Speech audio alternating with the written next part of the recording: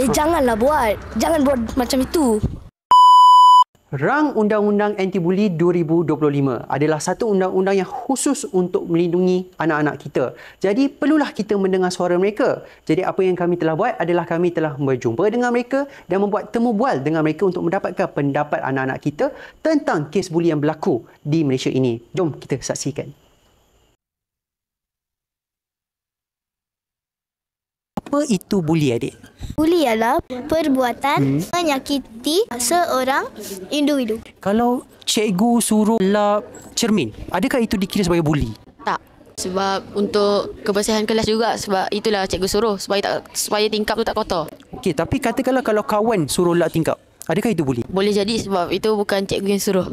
Dalam situasi apa yang dia boleh jadi buli? Kita memaksa orang tu suruh basuh tingkap. Kalau dia tak nak, kita macam pukul ke, mengejek ke, macam tu. Apakah adik sendiri boleh buat untuk membantu mengurangkan kes buli-buli ni?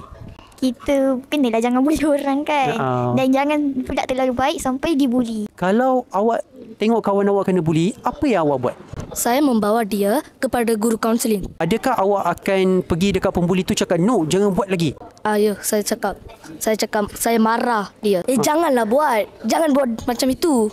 Jadi itulah sedikit sebanyak suara anak-anak kita tentang kes buli ini. Jadi saya nak minta tuan-tuan dan puan-puan, cuba tanya anak-anak tuan-tuan dan puan-puan, apakah pendapat mereka tentang kes buli ini, dapatkan input mereka dan letak input mereka itu dalam petari website kami supaya kami boleh dengar lebih banyak lagi pendapat anak-anak di luar sana.